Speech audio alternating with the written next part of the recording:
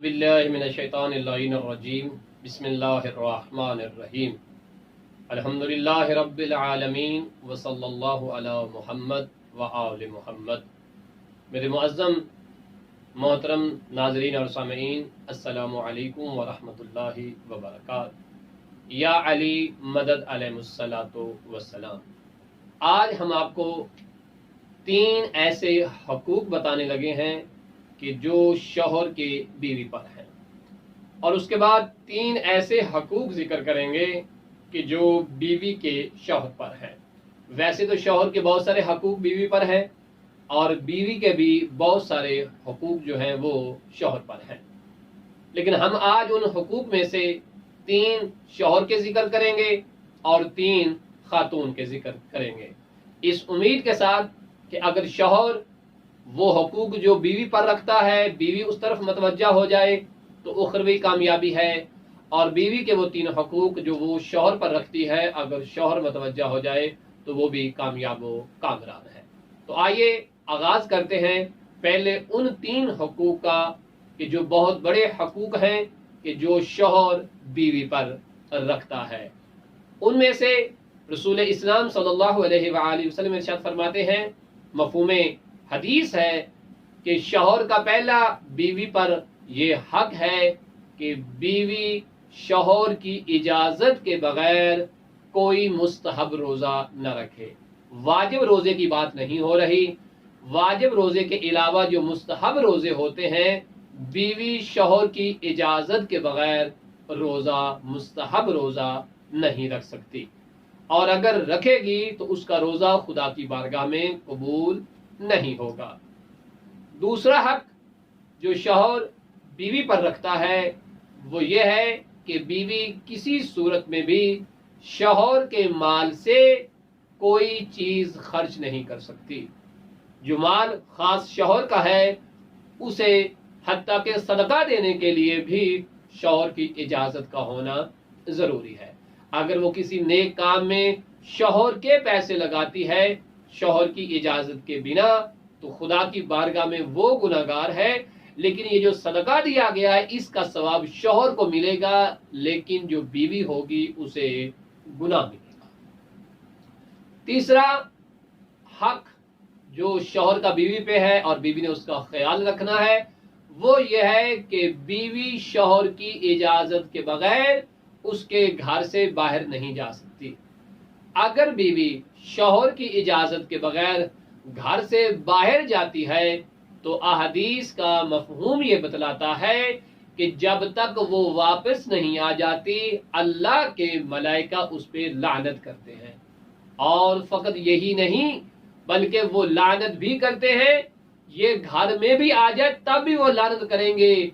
کب تک لعنت کرتے رہیں گے؟ جب تک یہ خدا کی بارگاہ میں توبہ نہیں کرتے۔ شوہر کے حقوق میں سے یہ 3 بہت بڑے حقوق ہیں، اس کے علاوہ بھی حقوق ہیں جو ہم اخلاقیات کی کتب میں رجوع کرنے سے ہم تک وہ پہنچ سکتے ہیں، ان سے آگاہی ہمیں حاصل ہو سکتی ہے۔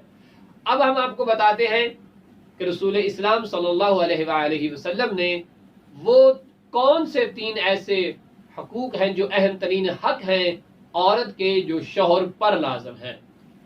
اگر شوہر ان کا خیال نہیں کرتا تو خدا کی بارگاہ میں شوہر بھی مجرم ہے۔ شوہر پر بیوی کا پہلا یہ حق ہے کہ شوہر بیوی کا نان و نفقہ جو ہے وہ ادا کرے۔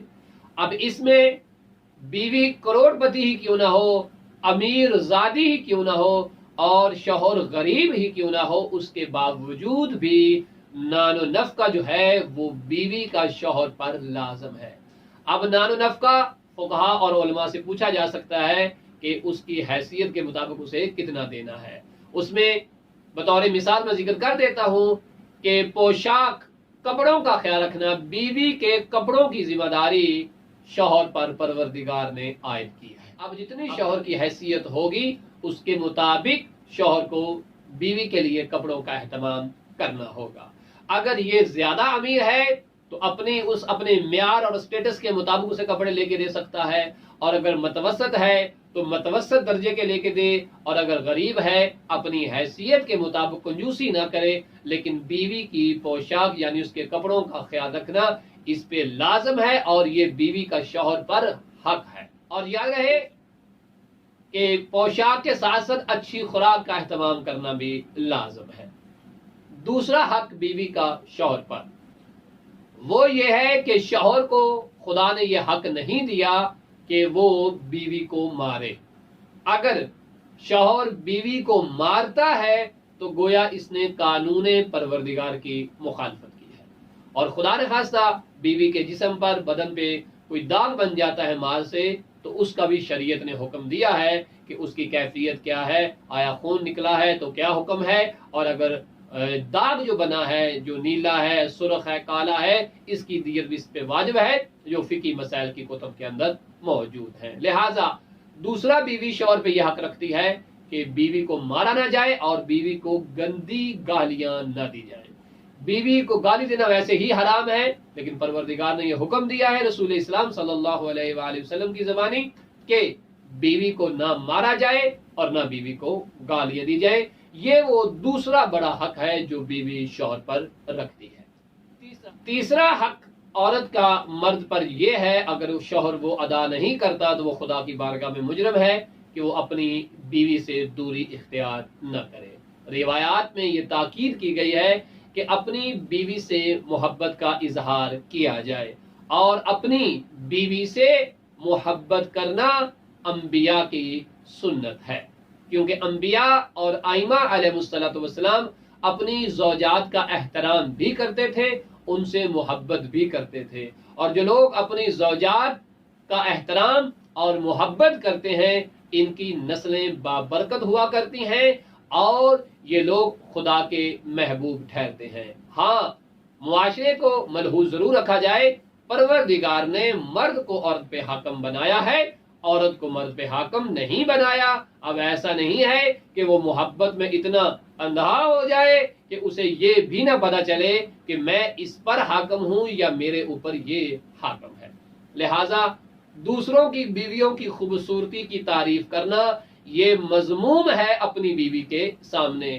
اپنی بیوی کے سامنے لوگوں کی بیویوں کی محبت کا تذکرہ کرنے کے بجائے اپنی محبت کا اظہار کریں اپنی بیوی سے، تاکہ آپ کی زندگی بہترین زندگی بن جائے۔ اور بیوی کو بھی چاہیے کہ اپنے شوہر کے سامنے محبت کا اظہار کرے، اور باقی عورتوں کے شوہروں کی مثالیں دینے سے بہتر ہے کہ اپنی محبت کا اظہار اپنے شوہر کے سامنے رکھے، تاکہ اس کے دل میں باقی لوگوں کی محبت نہ ہو بلکہ اپنے شوہر کی محبت ہو۔ یہ دونوں اعتبار سے ضروری ہے، شوہر کے اعتبار سے بھی اور بیوی کے اعتبار سے بھی۔ اگر ایسا نہ کیا گیا تو یہ دونوں گناہ کبیرہ کے مرتکب ہوں گے اور جہنم کا ایندھن بنیں گے، اور خدا ان سے ناراض ہوگا۔ پروردگار ہمیں علم و عمل اور سیرت آل محمد پہ چلنے کی توفیق عطا فرمائے۔ وصلی اللہ علی محمد و آل محمد۔